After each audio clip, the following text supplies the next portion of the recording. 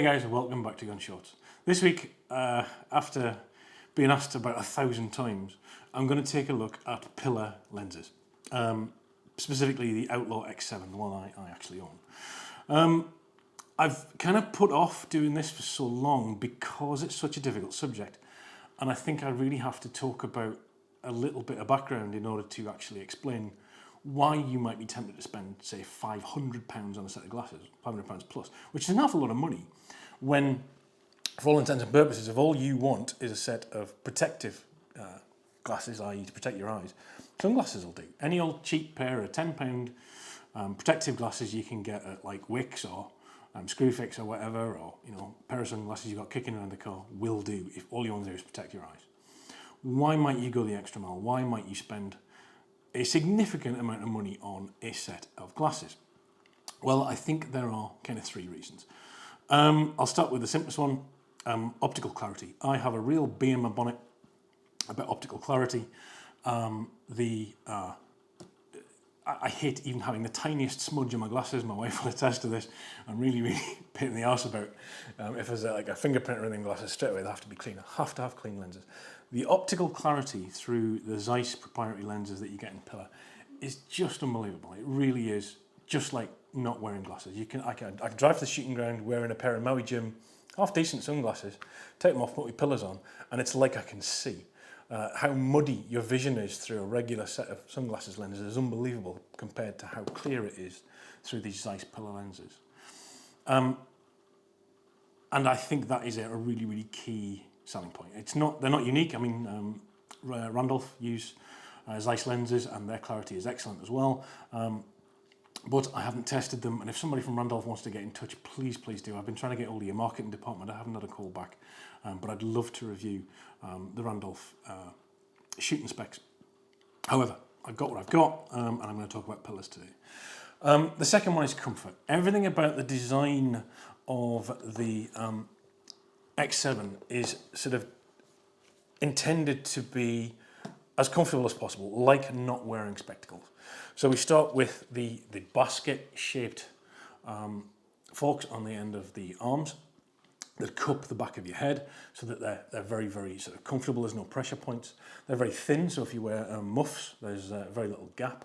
The arms are made of carbon, so they're very light, keeping the weight down.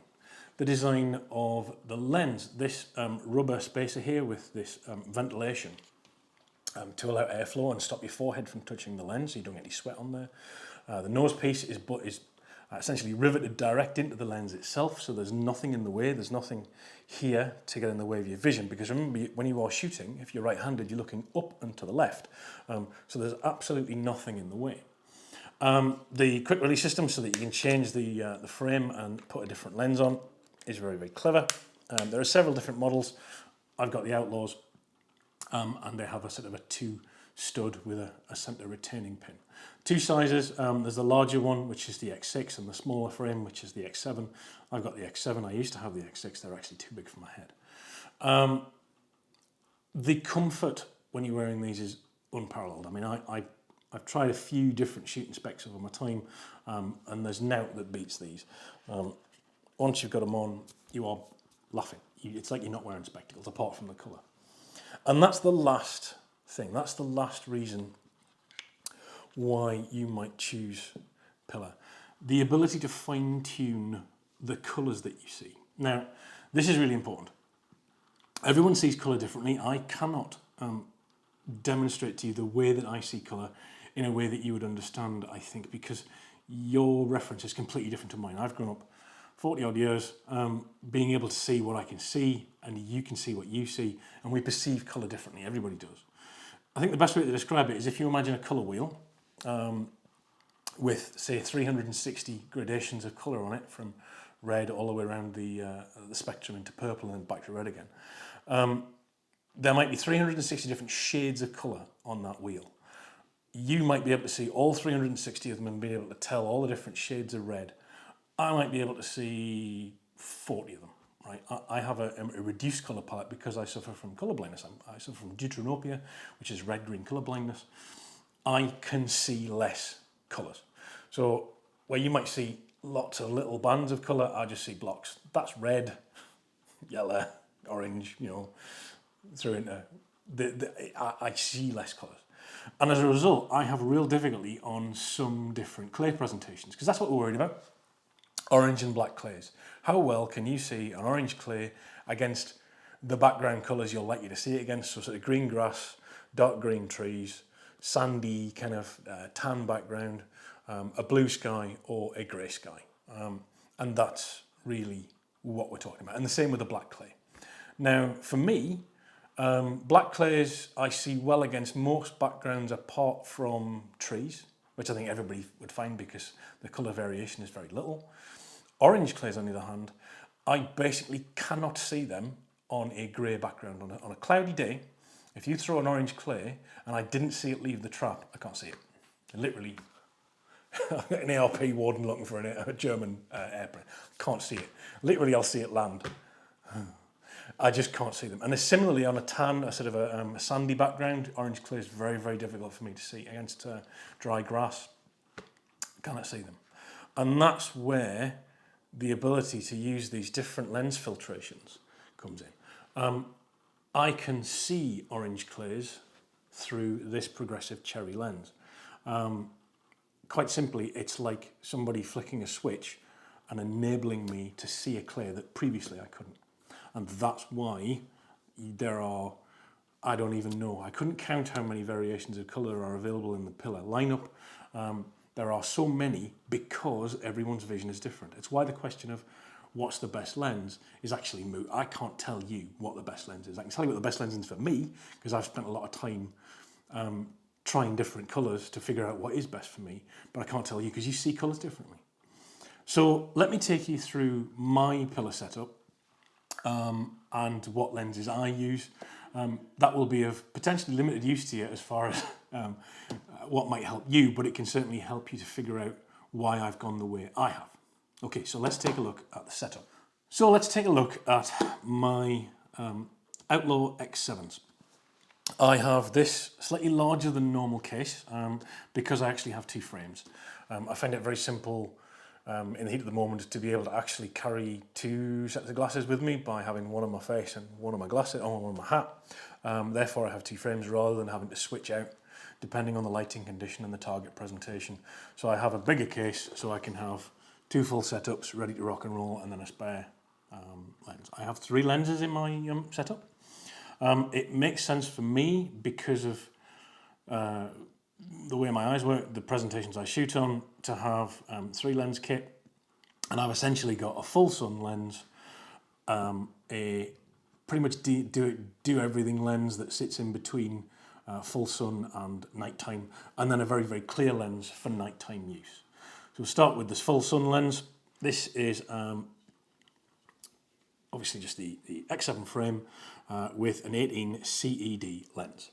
The 18 CED, I've just upgraded to this. I used to run, I actually used to have four lenses. I had a 10 ED and a 26 ED, but I was finding it was a bit of a pain in the bum on hot days. I was always sort of, which one shall I go for? Shall I switch between the 10 or the... And it's very rare in this country that I think we get weather bright enough for the 10. And the 26 sometimes wasn't quite enough. So I went for the 18. I've traded them with a friend of mine called Mike Wathen, who started his own business called Lens Trader. And he offers essentially trade-ins. It's like multicoloured swap shop for PILLA lenses. So I traded my 10 and my 26. And I picked up this 18 CED. It is a sort of partially reflective full sun lens with a red chroma shift that works very well for my eyes. And the mirror finish looks cool. And that's sort of my full sun through to when the sun's starting to go in a little bit lens. This progressive cherry lens, which I've got on the orange frame, works for me on, I would say, 90% of target presentations on 90% of days.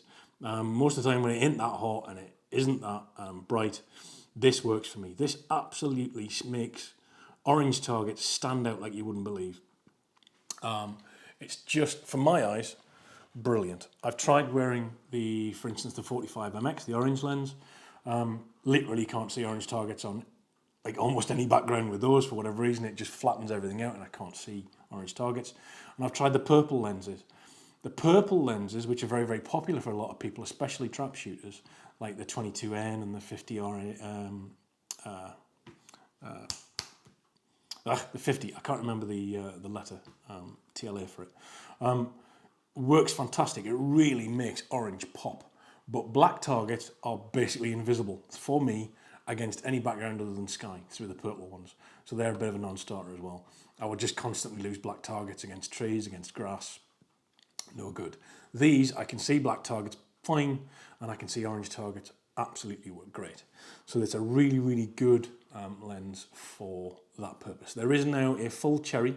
The progressive doesn't sort of suit everyone because depending on what angle you're looking at them, looking through them, you get a different amount of colour variation. But they work for me. I don't find that I lift my head or anything. I'm not trying to do anything with my eyes, which is what some people do with progressive. They work just spot on as a do-everything lens on anything other than a full sun bright day. And the last lens that I have in the kit is this, the 94. Now the 94 HC is actually discontinued, I think. It's been replaced by a clear lens, not a very, very near clear lens, which I would probably get actually if I could find one or swap it for one. This colour doesn't do much, to be honest, but it works for me as a night shooting lens. The ground I shoot at on Wednesday nights does a late night shoot in floodlights, and both of these are the two lenses are too dark for that situation, but this works perfectly well. And that for me is kind of an ideal setup. I think a sort of a full sun lens, a medium lens for everything else, and then a pale lens. Your use case may vary. You may find that you don't shoot at night, so this could be a dedicated purple lens if you really want those orange targets to pop, or whatever suits your eyes. You might find the orange lenses work, the yellow ones. There are a raft of different colours to check out on the PILLA website, and to be fair, no easy way to say this, but the best way to work out what you need is to actually try them. You can go see Ed Lyons, for instance. He's got all of the kit, and he can actually try you out with all the different lenses before you buy the kit.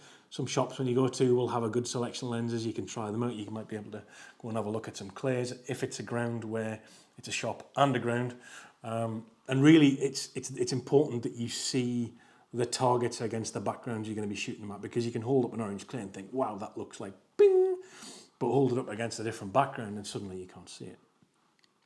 The X7 is, I think, probably one of the most popular because it sits in terms of price point in the sort of not too bad region, although they are expensive. The Magneto is very expensive.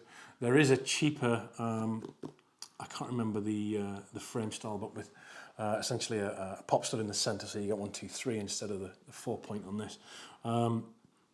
That's again a little bit cheaper, but it depends what suits the size and shape of your face and the way that you mount the gun, the way you sort of see through them.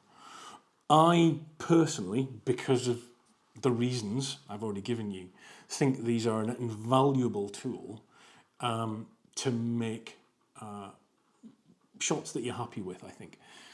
I got entirely sick of missing targets because I couldn't see them. And that's why I went out and spent the extra money on a set of these versus just wearing, putting up with sunglasses or whatever. And that's kind of the thing.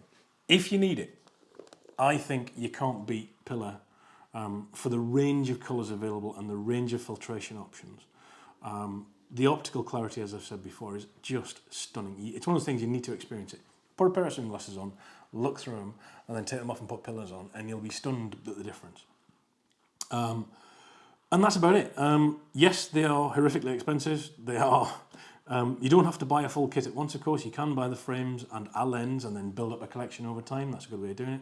Or you can speak to Lens Trader. If you've already got a kit and you've got some lenses you don't want, you can chop them in, get some different ones. There's ways around kind of having that huge outlay.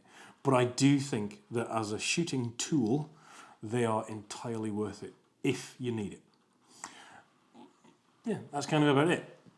Either you need that help or you don't. And if you don't need it, then this is not going to make any sense to you. But if you're wondering if it's worth going out and spending the money on them, hopefully you now understand why.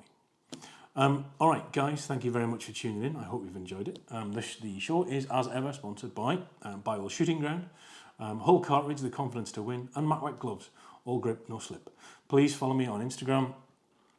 Give me a like, subscribe, comment below if you've got anything to say or to ask, and I'll get back to you. I always try and reply to all your comments, and I will usually respond if you contact me. I get loads of questions, and I always try and answer them. Guys, thank you very much, and I'll see you next time.